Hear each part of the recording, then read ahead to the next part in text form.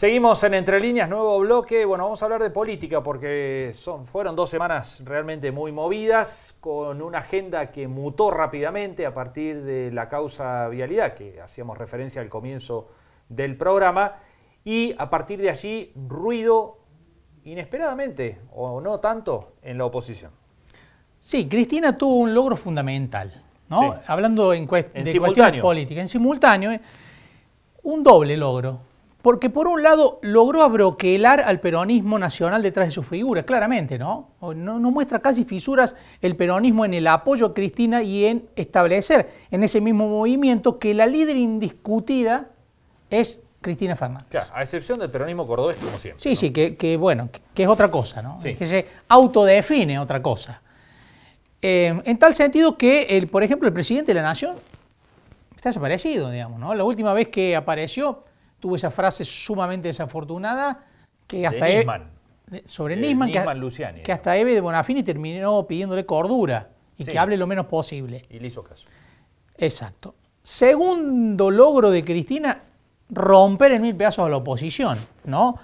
La oposición, Juntos por el Cambio, tratando de posicionarse o viendo quién es más duro con respecto a Cristina Fernández, terminó autoprovocándose una grieta entre varios que quieren ser candidatos a presidente y que expusieron su falta de acuerdo, ¿no? Uh-huh. Tal vez la pelea principal estuvo entre Patricia Bullrich y Horacio Rodríguez Larreta con respecto a cómo había que actuar con respecto a las vallas. Gran tema nacional las vallas, ¿no? Sí, como sí, si no tuviéramos, de los últimos días. Si no tuviéramos ningún problema, el tema central fueron las vallas sí o las vallas no.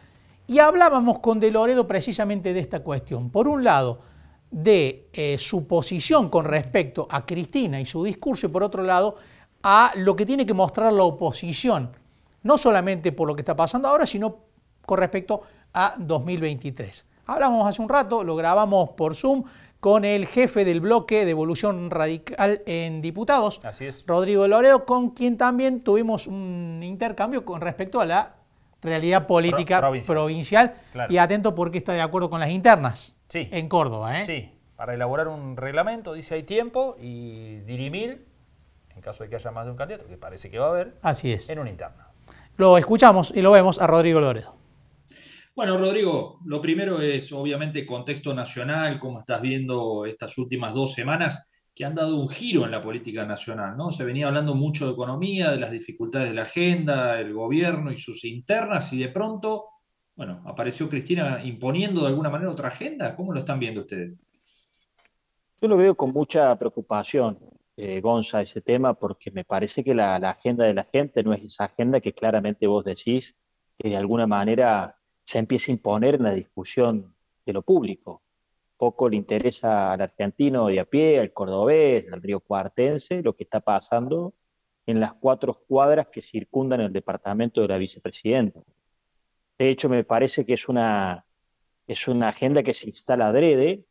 Por eso creo que Juntos por el Cambio tiene que tener altura e inteligencia y no caer en provocaciones, no contestarlas, no hacerles el juego, porque me parece que sigue siendo absolutamente lo relevante la situación del país, la situación económica de la Argentina, con una inflación a la que nos vamos acostumbrando de 3 dígitos, que se va a dar a conocer creo que mañana y vuelve a batir récord, y eso está golpeando en el bolsillo de todos los argentinos. Y me parece que lo que está sucediendo, entre otras cosas, es una dirección de la economía llevada a cabo ahora por Sergio Massa, que no va a traer soluciones porque no está abordando los problemas estructurales que tiene el país. Se está haciendo un ahorro público que es necesario, pero es escaso, primero, si la mitad de lo que se tiene que cumplir en términos de achicar el déficit fiscal, pero además absolutamente inmoral. Yo lo que veo es que el ahorro lo están haciendo en sectores en donde más que ahorrar se debiera de invertir. En materia educativa, 50.000 millones, que es destinado a obras de infraestructura. ¿Para qué? Para que se cumplan las metas de la atención temprana de la educación, con jardines de 3 y de 4, era obra comprometida para eso, para que se puedan cumplir las jornadas extendidas, que es otro de los cometidos en uno de los momentos más críticos de la educación. El ahorro se está llevando a cabo con pisos tecnológicos que el Plan Conectar pretendía dar después de la pandemia para que los chicos puedan educarse a distancia, puedan estudiar programación, puedan tener una agenda vinculada con el presente y con el futuro. El ahorro se da en los planes Procrear de acceso a la vivienda. ¿Y dónde no se da el ahorro? Por eso yo digo que el plan de Sergio Massa es un plan de estabilidad decadente. ¿Y cómo se logra la estabilidad con una economía que te va cocinando como la rana de a poco en la olla? Se logra dándole concesiones a los sectores corporativos que te sostienen. Yo estoy presentando un informe que da cuenta que hay dos o tres ítems muy claros y muy concretos donde ahí se tiene que producir el ahorro que tiene que ver con la política y la corporación y no se está tocando nada. Te voy a ser bien gráfico. Transferencias discrecionales a las provincias. Vos tenés ahí 0,6 puntos del PBI, más de la mitad de lo que tendrías que ahorrar como meta de ahorro fiscal para lograr los equilibrios y dejar de emitir, Mucho de para no eso marear tanto. mucho de eso va a Buenos Aires, a la provincia de Buenos Aires. Más de la mitad va a la provincia de Buenos Aires y la gran mayoría, es un informe que les voy a presentar también, se los voy a hacer llegar, va a las provincias amigas, nada nuevo bajo el sol, es decir, ahí hay un accionar corporativo, los gobernadores vienen a Casa Rosada a cambiar, digamos, la chequera del financiamiento por la estabilidad del gobierno, ¿no? Entonces, ahí tenés un primer lugar donde se tendría que producir el ahorro y el ministro de Economía prefiere no tocar ahí para tener esa estabilidad, pero sí tocar en educación, en salud, en procrear. Segundo ítem muy concreto, las empresas del Estado tienen en su monto conglomerado, tienen un total de déficit que vuelve a ser prácticamente parecido al de las transferencias a las provincias, 0,5 puntos del PBI, más de la mitad de lo que tendremos que lograr este año. Pero ¿qué pasa con las empresas del Estado? Funcionan algo así como el seguro de desempleo de la Cámpora. La gran mayoría está conducida por el sector más duro del kirchnerismo, ¿sí? Poco transparente, todas ineficientes. Además, convengamos que las empresas son actores jurídicos que están en competencia y que de llevarse bien adelante una gestión podrían hacerse de los fondos y podrían vivir con lo que logren comercializar. Segunda arista donde se tendría que hacer el ahorro. Tercera arista donde se tendría que hacer el ahorro, los sectores sindicales. Lo estamos viendo con la discapacidad, lo vimos cuando obligaron a todo aportante a que tenga la obligatoriedad de estar en una obra social durante un año. Eso se había sacado antes y uno podía a elección escoger. Entonces hay concesiones permanentes a las obras sociales sindicales.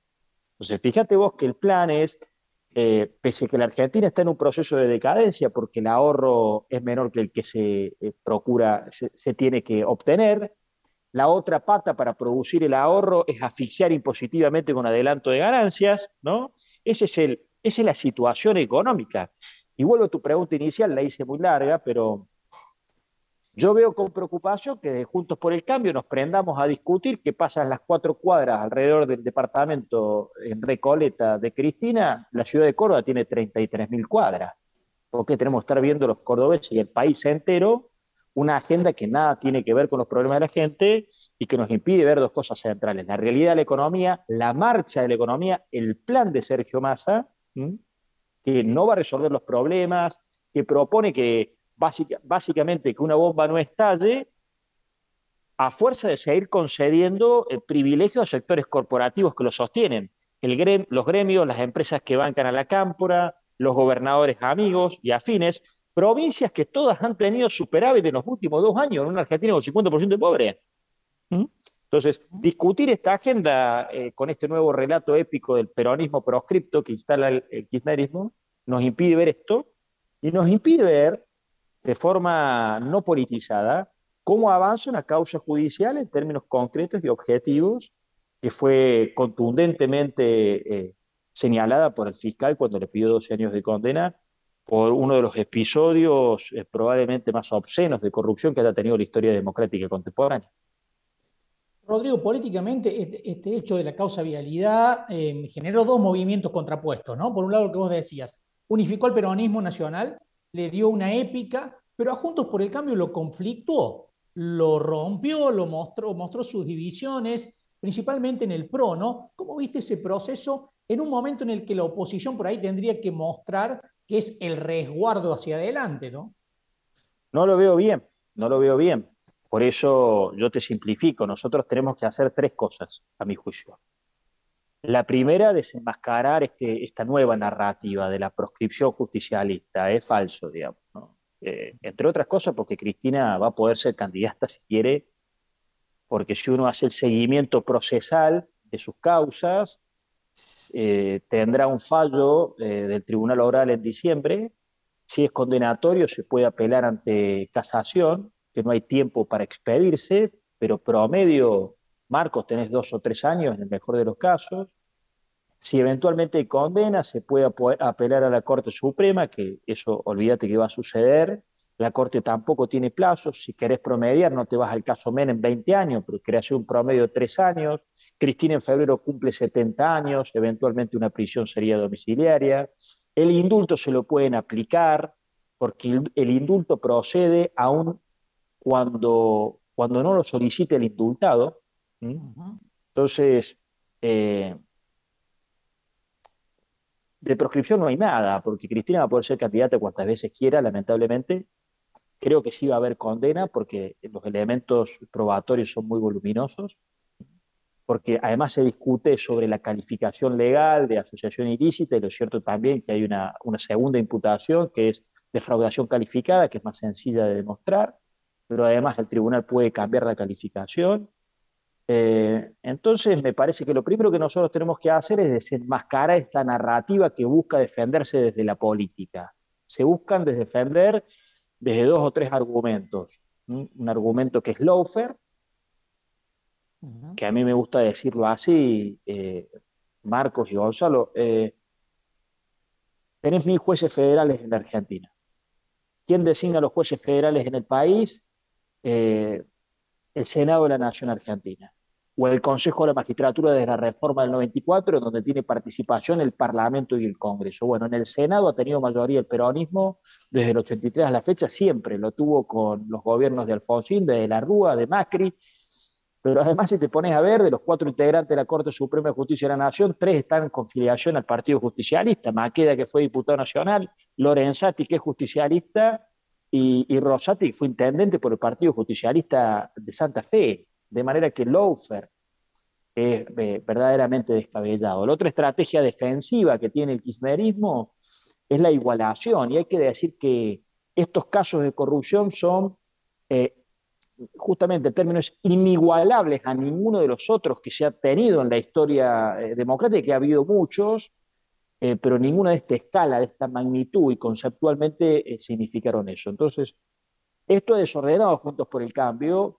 y por eso yo creo que Juntos por el Cambio tiene que ordenar rápidamente, no prestarse a las provocaciones, no escalar la violencia, porque están buscando ellos que se escale la violencia, desenmascarar el relato, por un lado; por otro lado, decir nosotros qué tendría que hacer la economía hoy, porque si no, nosotros no somos comentaristas de la tele.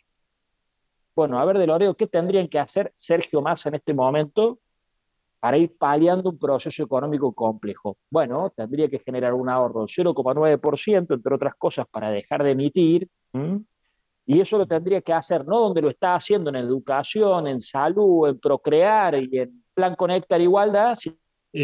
Rodrigo, estas 2 semanas revitalizó las figuras de Cristina y de Macri, y es descabellado imaginar que el 23 los va a tener de protagonistas con este escenario. Eh, sí, no se puede descartar nada, la verdad. Eh, eh, Me parece que Cristina Kirchner sigue demostrando que lidera a todo el peronismo de la Argentina, lidera a todo el Frente de Todos con absoluta claridad, en un gobierno en donde, bueno, el presidente está más perdido que Juan Cruz, ¿no? No se lo encuentra en ningún lado, no hay liderazgo ahí, no hay conducción, las políticas de gestión están en el Ministerio de Economía y el liderazgo está en Cristina. Y en Juntos por el Cambio, bueno, la posibilidad de que compita, ¿no?, Mauricio Macri es una decisión que está en todo su derecho de tomar el expresidente. Hasta el momento viene insinuando como que no es una decisión que tenga tomada. Rodrigo, bueno, estuvo acá Macri y pidió internas en Córdoba. ¿Cómo ves ese mecanismo para resolver las candidaturas en 2023, no? Lo veo muy bien, Marcos, porque eh, nosotros los radicales conocemos de eso, es decir, es muy difícil ordenar una expresión política tan plural, tan democrática, con tantos matices, si no tenés reglas, y difícilmente encontremos una regla más ordenatoria que establecer una forma en la cual la gente participe con su voto y ordene las candidaturas. Así que me parece que en Juntos por el Cambio va a haber un reglamento de internas abiertas. Lamentablemente tenemos un gobierno provincial que no le ha dado la democracia cordobesa a las PASO, que lo tiene pendiente, que se lo sugirieron su propia comisión de expertos cuando hizo una reforma política, pero este comportamiento antidemocrático del gobierno de la provincia de Córdoba nos priva de esa herramienta. Bueno, eso es lo que hace el peronismo. De nuestra parte me parece que es amplio el consenso de que va a haber un reglamento de funcionamiento para elegir las candidaturas. Lo último, ¿cómo ves esta cuestión de una fórmula conjunta de peronistas y radicales que insinúa el gobernador y que, bueno, tiene algunos actores ahí nacionales del radicalismo dando vueltas como manes? No, no lo veo. Yo lo veo que forma parte del juego de la ciencia ficción de la política. Nuestro partido tiene, en nuestros 130 años de existencia, 70 años con errores y con aciertos, más de modas, menos de moda, con más seguidores, menos votos, con menos followers, como dicen los chicos, pero tenemos una historia de 70 años generando una alternativa a una cultura del poder corporativa, autoritaria, demagógica, electoralista, cortoplacista que ha significado el peronismo, sin que esto signifique una visión antiperonista, que no la tengo, pero sí una responsabilidad de construirle al ciudadano argentino una opción diferenciadora. Nosotros en Córdoba, lo que va a sucederse nacionalmente, bueno, me va a exceder a mí, eso también es cierto, va a exceder la opinión de nuestro distrito que se va a hacer valer, se va a hacer valer. Nos va a exceder y está claro que manda también un criterio de ganar la elección en el 2023 a nivel nacional. Pero yo te traslado eso a Córdoba y nosotros tenemos no una oportunidad, tenemos una responsabilidad política de dar a los cordobeses una alternativa de gobierno al peronismo que gobierna hace 24 años. Y eso creo que es una responsabilidad que tenemos, al margen de que la gente después la quiera acompañar o no, pero el cordobés necesita tener una opción, cuanto menos para que se mejore lo existente o para que pueda cambiarlo. En eso estamos trabajando nosotros, poniendo antes la propuesta y la plataforma de gobierno que las personas. ¿Qué tenemos que ofrecer a nosotros los cordobeses? Decirles de una forma clara que Córdoba podría ser más barata porque está muy cara, es una de las provincias más caras de la Argentina, una de las tarifas energéticas más caras de la Argentina, que Córdoba podría estar más segura, mucho más segura, porque la situación de la inseguridad es hija de la absoluta falta de gestión, ha superado la realidad de las grandes conurbaciones y hoy está pasando en todo el interior. A ustedes que los leen y los ven, en todo el sur de la provincia ya dejó de ser un problema de Río Cuarto la inseguridad, es de Vicuña Maquena, es de Huinca Retacó, es de Jovita, es decir, el tema ha escalado. Me parece que nosotros construir una opción superadora del peronismo es la obligación y es en lo que estamos laburando en Córdoba.